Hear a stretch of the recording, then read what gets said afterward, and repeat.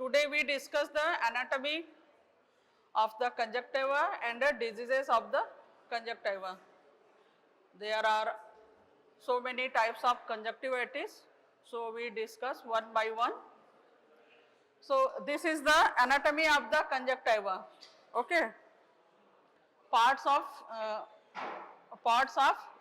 conjunctiva. Anatomy and physiology of the conjunctiva. Okay, conjunctiva is the thin, transparent mucous membrane. It lines the posterior surface of the. Please keep quiet. It lines the posterior surface of the eyeball and anterior eyelid and anterior aspect of the eyeball. So it extends from the lid margin to the limbus. And conjunctiva from lid, it encloses a potential space that is called conjunctival sac.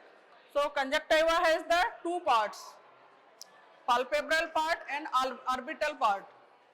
This is the diagram of the conjunctiva. Okay. Conjunctiva starts from here, lid margin, cover the inner surface of the eyeball. This is called the palpebral conjunctiva, and this is the fornix, and between the fornix and palpebral conjunctiva there is a loose part that is called orbital conjunctiva, and from fornix to the limbus this is called the bulbar conjunctiva, and this part is the limbus. So space here to here, when we close the eye, when we close the eye, there is a potential space from here to here that opens in the palpebral fissure, that is called conjunctival sac. So conjunctiva is divided into two parts, orbital parts and palpebral parts. Palpebral part is again divided into three parts, marginal, tarsal and orbital. Okay. First conjunctiva is divided into two parts, palpebral and bulbar, and this palpebral part is again divided into three parts, marginal, tarsal and orbital. So marginal conjunctiva extends from the sulcus subtarsalis, from sulcus subtarsalis to the parallel to the lid margin. It is only 2 mm.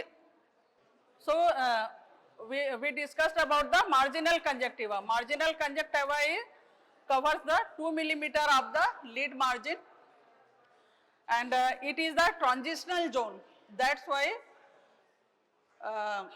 tumors are developed in this area, that is called squamous cell carcinoma. And this is the here is the spelling mistake. This is the palpebral tarsal conjunctiva. Okay.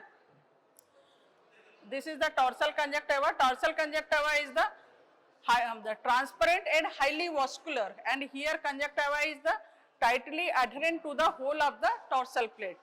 So but in the lower half it is loosely adherent. Okay. Then orbital conjunctiva. Orbital conjunctiva is also loose part, and it extends from palpebral conjunctiva to the fornix. And bulbar conjunctiva. Bulbar conjunctiva extends from the limbus to the anterior surface of the sclera, but it is loosely adherent to the sclera, and bulbar conjunctiva is separated from the sclera by subtenon capsules. Okay. Then limbal conjunctiva, around the 3 mm around the limbus, that is called limbal conjunctiva, and here Tenon's capsule, cornea and episcleral tissues are firmly adherent. Okay. Then conjunctival fornix. Basically conjunctival fornix is the fold of the conjunctiva. There are 4 types of conjunctival fornix.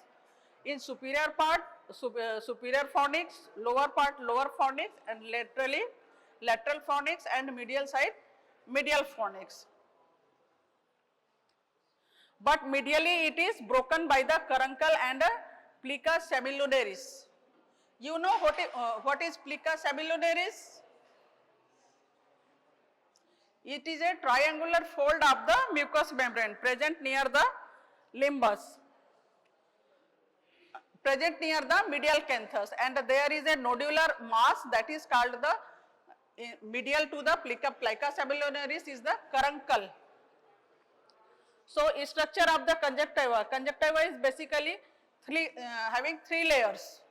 Superficial most part is the epithelium, then adenine layer, and last one is the fibrous layer.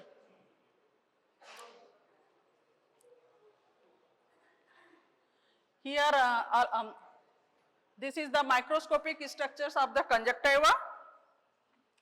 In marginal conjunctiva there is the 5 layer of stratified squamous epithelium.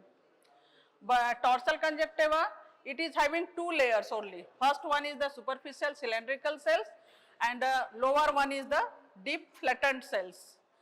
And the fornix here again conjunctiva is having the 3 layers, that is the superficial cylindrical, middle polyhedral, and deep cuboidal cells.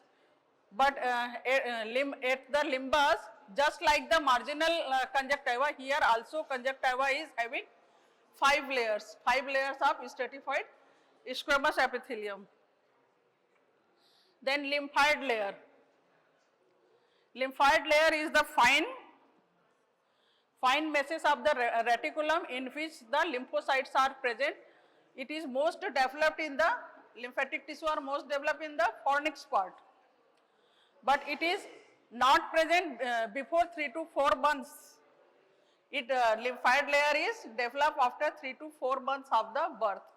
That's why in infants, in follicular conjunctivitis, there is no formation of the follicles. Then fibrous layer, it is the meshwork of the collagenous tissue and elastic connective tissue. It contains the vessels and nerves. It is thin and transparent. Then glands of the conjunctiva. How many glands are present in the conjunctiva? There are 2 types of glands are present, mucin secreting glands and accessory lacrimal glands. Mucin secreting glands are again divided into 3 parts. First is the goblet cells, it is present in the epithelium of the conjunctiva. Then crypts of Henle, it is present in the dorsal conjunctiva, and glands of Meigs is present at the limbus. Then accessory lacrimal glands. Main lacrimal gland is the different. This one is the accessory lacrimal glands. Accessory lacrimal glands are present in the conjunctiva, and this is 2 types. Glands of Kress and glands of Olfring. So glands of Kress, these are present in the subconjunctival tissue. It is 42 in the upper fornix and 8 in the lower fornix. Then glands of the Olfring, it is present in the superior border of the dorsal plate in upper lid and the lower border of the dorsal plate in lower lid. Plica semilunaris. This triangular fold is called plica semilunaris.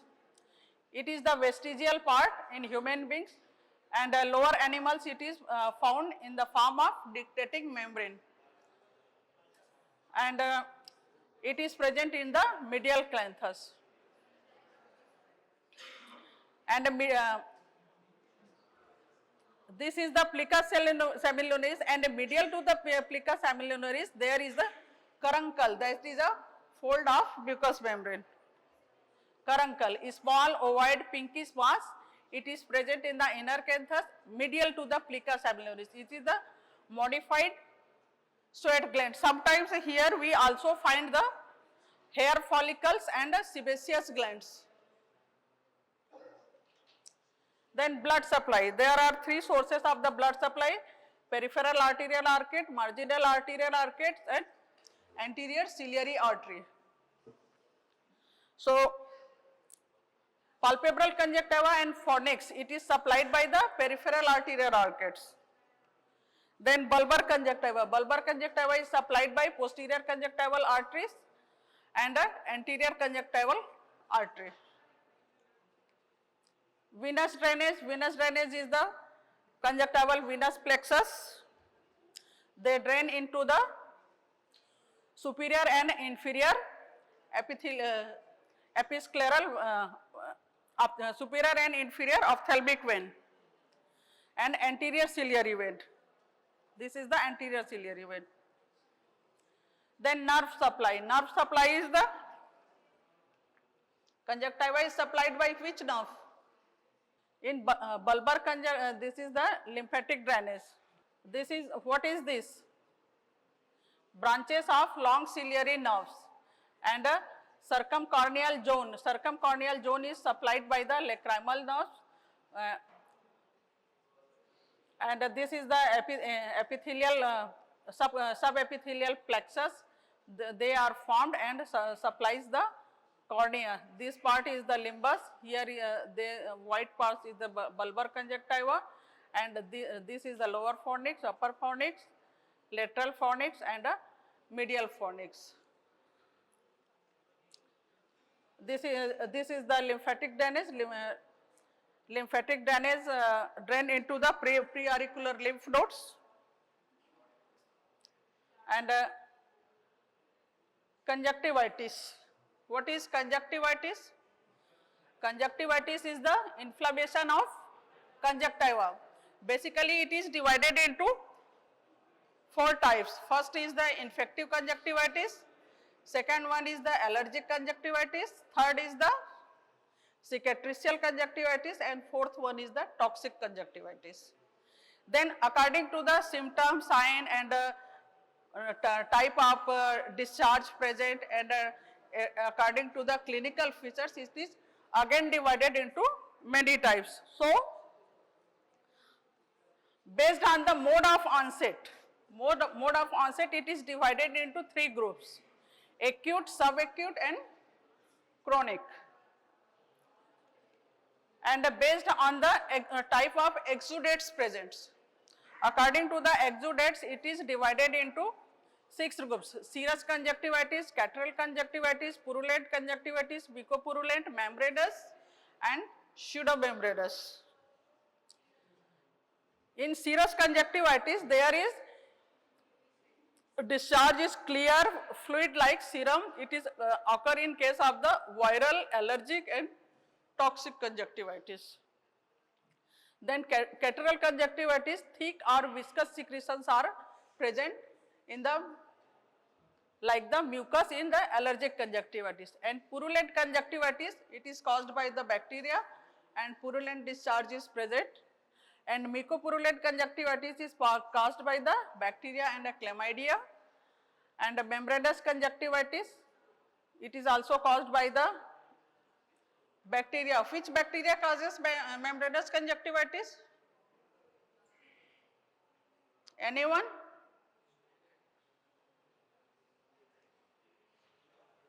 You have heard the name of Corynebacterium diphtheriae that causes membranous conjunctivitis and pseudomembranous conjunctivitis.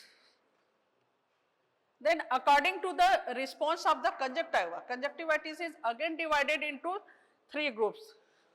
In follicular conjunctivitis, where follicles are formed in the conjunctiva, papillary conjunctivitis, papillae are formed and papillae is also formed in the allergic conjunctivitis, and this follicle conjunctivitis is formed in the viral and chlamydial infection.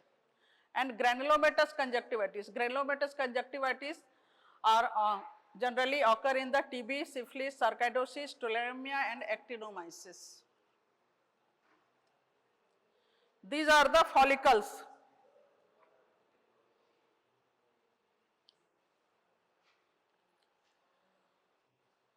Follicles are more marked in bacterial conjunctivitis, lower lid, but in case of chlamydial infection, trachoma, it is more marked in the palpebral conjunctiva. So, follicles are round, oval, elevated structure. It is its diameter is 0.5 to 1.5 millimeter.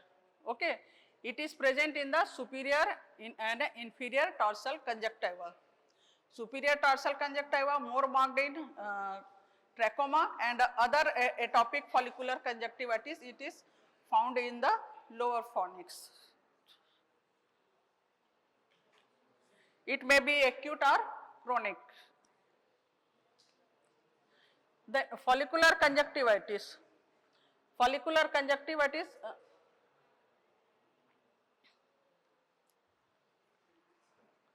follicles are the lymphoid germinal centers, and it is avascular apices, and its apices are avascular, but its lower part is surrounded by the fine vessels, and with the effect of this there is regional lymphadenopathies also occur, and lymphoblastic proliferations are occur. Then papillae, what is this? These are papillae. Papillae is the flattened raised tops of the conjunctiva. It is the non-specific response. It is also occur in the allergic conjunctivitis and trachoma, and it is due to the mainly present in the upper tarsal conjunctiva. Okay, and hypertrophic papillae conjunctivitis is also present, where the size of the papillae are more than this size. That is called hypertrophic conjunctivitis. Then granulomatous conjunctivitis. Granulomatous conjunctivitis is divided into these groups, mostly caused by the proliferations and lesions of the localized tissues. And in case of the granulomatous conjunctivitis, lymphadenitis is also present. Lymphadenitis, where conjunctiva is lymphatic drainage, so pre-auricular lymph nodes are involved in these cases, and it mainly occur in the tuberculosis, sarcoidosis, syphilitic, leprotic conjunctivitis, conjunctivitis tularemia, and ophthalmia nodosa. Then according to the etiology, conjunctivitis is divided into two groups, infectious and non-infectious. And infectious conjunctivitis is again divided into three groups: bacterial, viral and fungal. So bacterial conjunctivitis is caused by the Staphylococcus aureus, Staphylococcus hemolyticus, and H. influenzae, and gonorrhea and meningitis. Viral conjunctivitis is caused by the herpes simplex, herpes zoster, adenovirus and picornavirus, myxovirus. And chlamydial infection. Chlamydial infection is caused by the trachoma. Trachoma, inclusion conjunctivitis and lymphogranuloma venereum. Three kinds of conjunctivitis caused by the chlamydial infection. And a fungal infection. Fungal infection causes due to the Candida, Aspergillus, Nocardia and Leptothrix. And sometimes parasitic conjunctivitis is also noted. So this is these are the non-infectious. Non-infectious means allergic, irritants, endogenous or autoimmune, dry eye, toxic, may be chemical or drug induced, and self-inflicted, and sometimes non-infectious is also idiopathic. Then infectious conjunctivitis. Infectious conjunctivitis, mainly we first discuss about the bacterial conjunctivitis. Bacterial conjunctivitis is the most common, and our eye has the protective mechanism. So what are those protective mechanisms? First protective mechanism is the low temperature due to exposure to the air. Second one is the protection by lid due to moment of the lid, eye is protected. And third one is the lysozymes. Lysozyme presence in the tears, and it also causes the flushing action.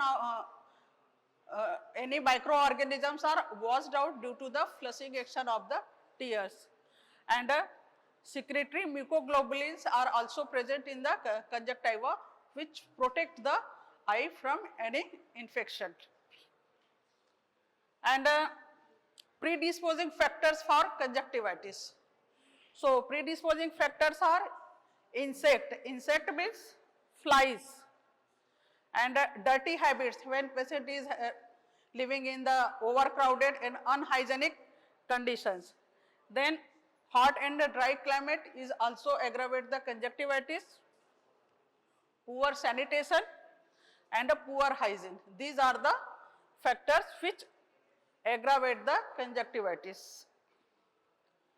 Then according to the causes of the causative organism, conjunctivitis is divided into these groups. Bacterial conjunctivitis according to the causative organism. Staphylococcus aureus causes bacterial conjunctivitis, or it is also called blepharoconjunctivitis. And then Staphylococcus epidermidis, it causes conjunctivitis. Then Streptococcus pneumoniae, it causes petechial hemorrhagic conjunctivitis. Then Streptococcus pyogenes, it causes pseudomembranous conjunctivitis. And Moraxilla lacunata, it causes angular conjunctivitis, only angular part of the conjunctiva is involved. Then Hemolyticus aegypticus, it causes mucopurulent conjunctivitis. This conjunctivitis is also called red eye. And Corynebacterium diphtheriae, I have told about it, it causes the membranous conjunctivitis. Membranous conjunctivitis are two types, true membranous conjunctivitis and pseudomembranous conjunctivitis. So true membranous conjunctivitis is caused by Corynebacterium diphtheriae, and pseudo is caused by the Streptococcus pyogenes, are due to the any irritants or chemicals or injuries. Then Neisseria gonorrhea, it causes ophthalmia neonatorum in newborn, but in adult it causes purulent conjunctivitis. And the Neisseria meningitis, it is also causes mucopurulent conjunctivitis. So mode of spread, how conjunctivitis is spread? There are three modes of spread. First one is the exogenous, second one is the local surroundings, and third one is the endogenous. So exogenous spread occur by the direct contact, and the second one is the vector flies, and the third one is the fomites. Fomites matlab sharing the same towel or same bed sheet or touching the household materials, that causes fomites. Local surroundings may be the infection of the lacrimal sac. If patient is having the dacryocystitis, also suffers from the conjunctivitis. Then infection from the nasopharynx, it also spreads to the eye and causes conjunctivitis, and infection of the lid. Then endogenous infection is spread through the blood, but it is very rare, not most common. Then pathophysiology of the conjunctivitis. There are in conjunctivitis, there are four types of response occur in the conjunctiva. First is the vascular response. What kind of changes occur in the vessels? Vessels are congested and capillary proliferation and increased vascular permeability that produces discharge. Then cellular response means exudations of the polymorph nuclear lymphocytes, and it is present in the substantia propria of the conjunctiva and conjunctival sac. It causes edema of the conjunctiva. Then conjunctival tissue response, here the conjunctiva becomes edematous, and this is desquamations of the superficial epithelial cells and proliferations of the basal layer of the conjunctiva. Then discharge. Conjunctival discharge is mainly having the tear, fibrin, bacteria, inflammatory cells, epithelial cells, and sometimes RBCs are also present. They are broken RBCs, and that's why here we find the blood stain in the conjunctivitis.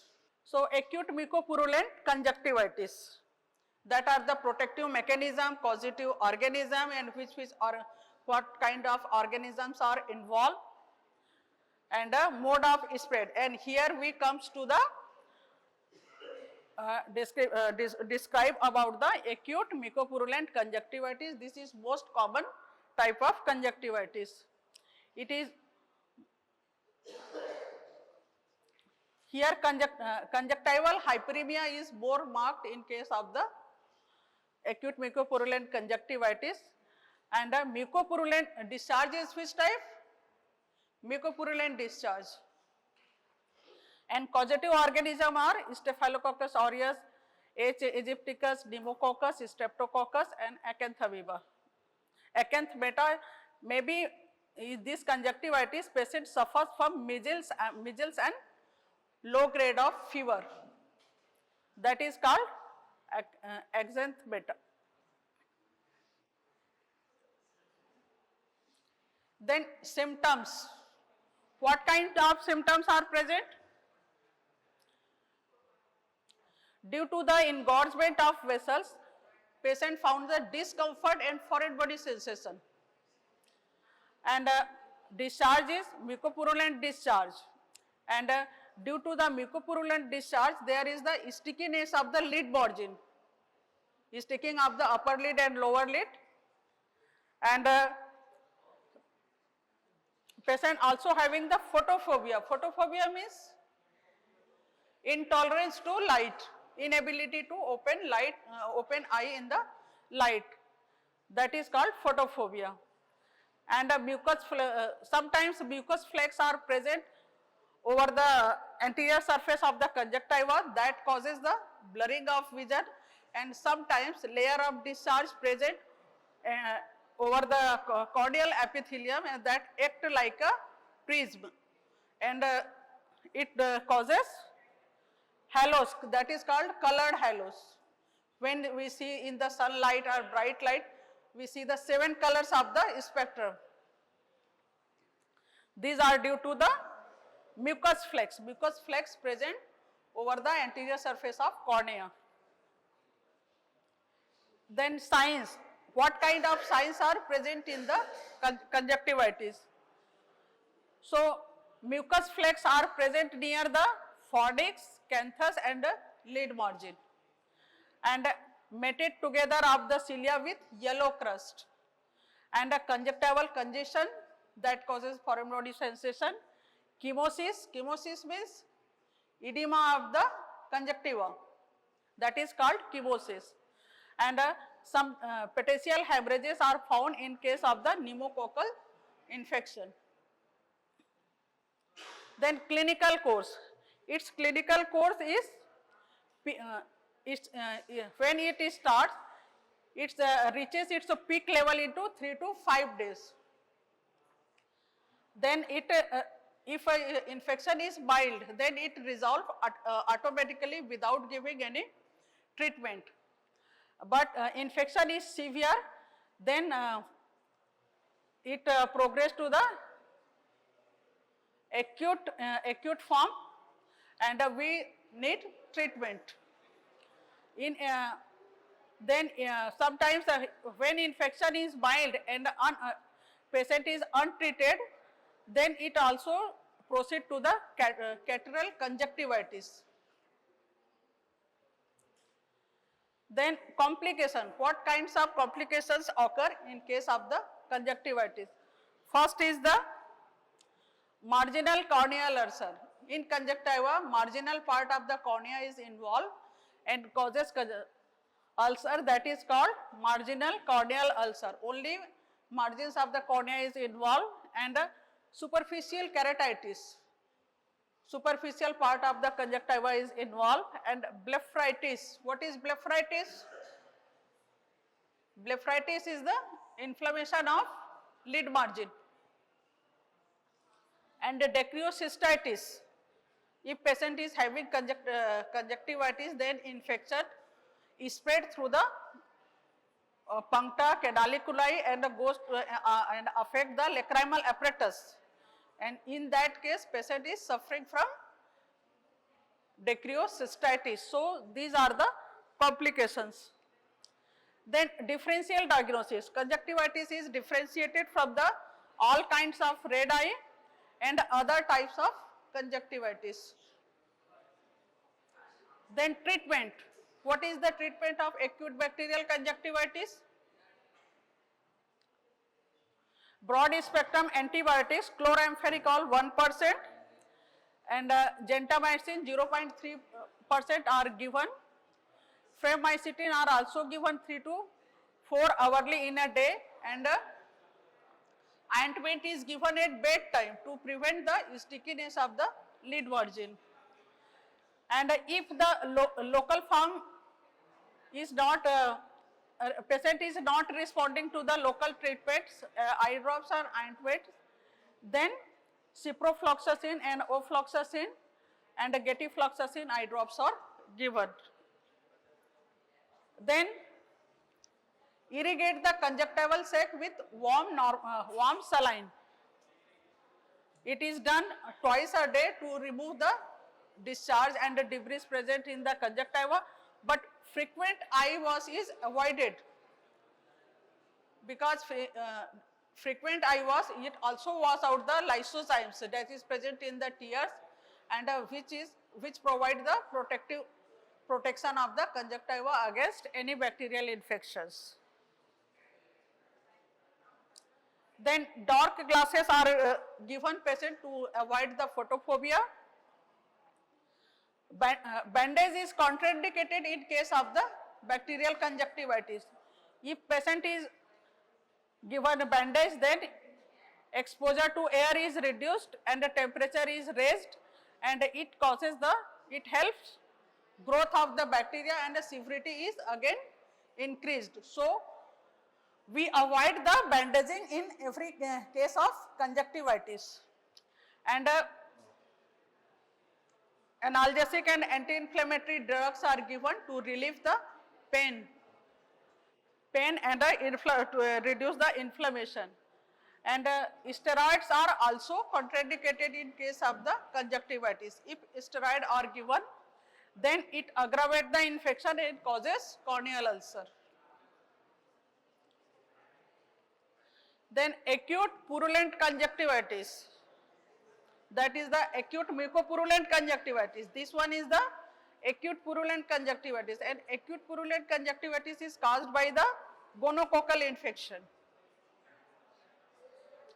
It is also called acute blendoria or hyperacute conjunctivitis. It affects adults as well as infants. When adults are infected, then it is called adult mucopurulent conjunctivitis, and when infants are affected before 1 month, this is called ophthalmia neonatorum. So we discuss about the adult purulent conjunctivitis. So adult purulent conjunctivitis is mainly affects the males, and it is spread through the genital infection, and causative organism is N. gonorrhea, Staphylococcus aureus. Pneumococcus is very rare, but mostly this one is the most common, Neisseria gonorrhea. Then clinical features. In case of the acute purulent conjunctivitis, it lasts from 4 to 5 days. It is painful and a tender eyeball, bright red, and the conjunctiva is chemosed, water and sanguineous discharge is present, and preauricular lymph nodes are involved. Then stage of Blenoria. Stage of Blenoria extend from 5th to several days. Here purulent discharge are present and also trickles on the cheek, and other symptoms are also aggravated in this stage. Then stage of slow healing. In stage of slow healing, pain is reduced, tension of the lid is reduced, and the discharge is also reduced, and the conjunctiva remains, but conjunctiva remains red, volvity and thickened, but other symptoms are reduced. Then adult purulent conjunctivitis is also associated with the urethritis and arthritis. Complications. When cornea is involved, it causes corneal ulcer.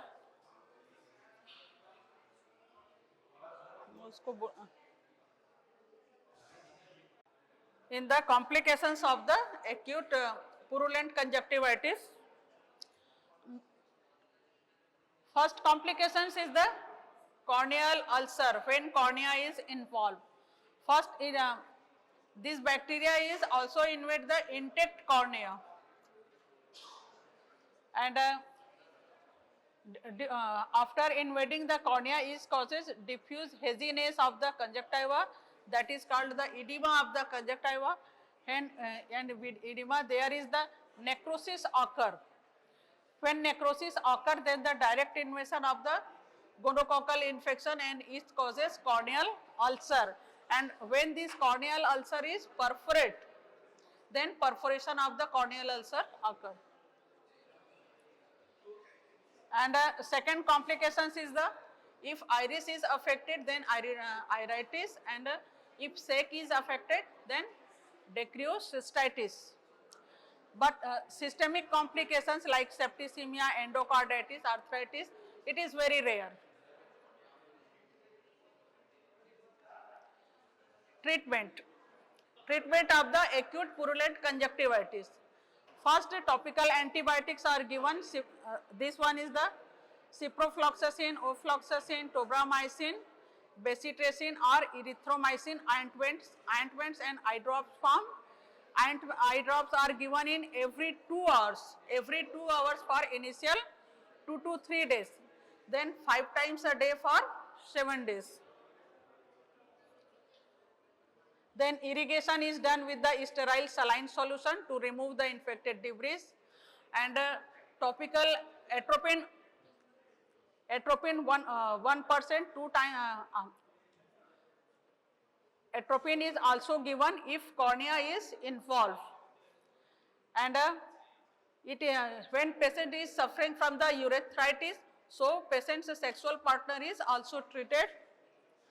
And other treatment measures are the same as the bacterial conjunctivitis.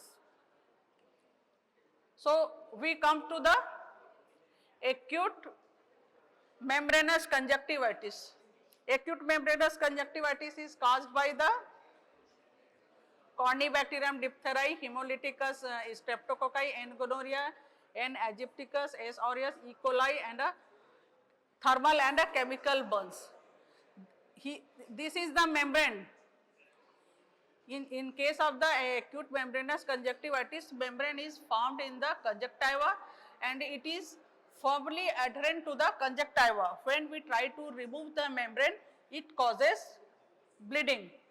So, pathophysiology, Corynebacteria diphtheriae, it produces the inflammation of the violent inflammation of the conjunctiva, and there is the deposition of the fibrous exudates on the surface of the conjunctiva, and resulting in the formation of the membrane. And this membrane is associated with the coagulative necrosis, and sometimes sloughing of the membrane is also occur. And when it detects, this membrane is replaced by the granulomatous tissue. Then clinical features.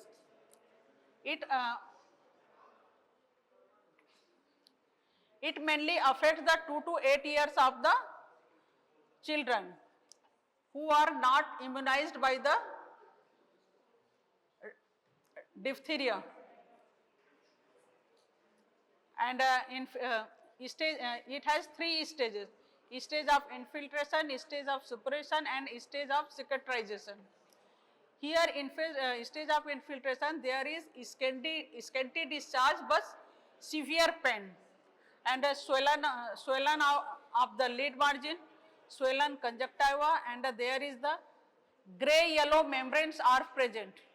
Gray yellow membranes are present in the conjunctiva, and we try to remove the membrane, it causes bleeding.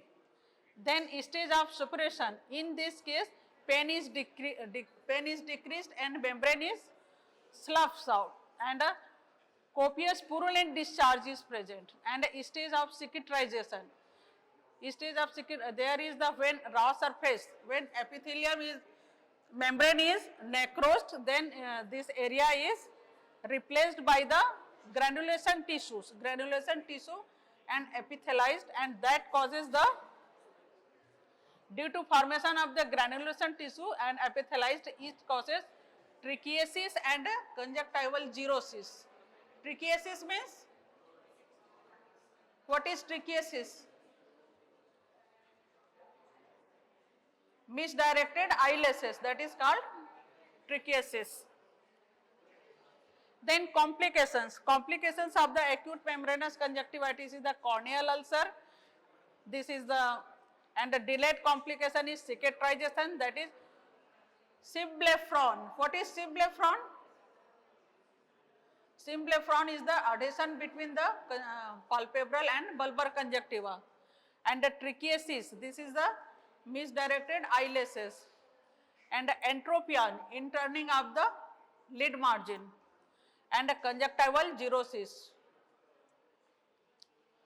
And diagnosis is done by the smear is taken for the laboratory test and find out. Then treatment for the acute membranous conjunctivitis, penicillin eye drops are given in the 1:10,000 unit every 30 minutes. Then anti-diphtheric serum is given every 1 hour. Atropine ointments are given if cornea is involved, and broad spectrum antibiotics are given at bedtime to prevent the adhesion of the lid margin. And systemic, here we given in the drop form, and here we give in the systemic route, IM or IV penicillin and the anti-diphtheric serum are given. Then prevention of the slimblepharon, antibiotic coated with the glass rod. It sweep the glass rod with ointment to prevent the slimblepharon. And prophylaxis is the isolation of the patient, and a proper immunization of the diphtheria is given to avoid the membranous conjunctivitis. Then acute pseudomembranous conjunctivitis. Membranous conjunctivitis is caused by Corynebacterium, but pseudomembranous is caused by the Staphylococcus and Streptococcus, S. fluenzae and gonorrhea.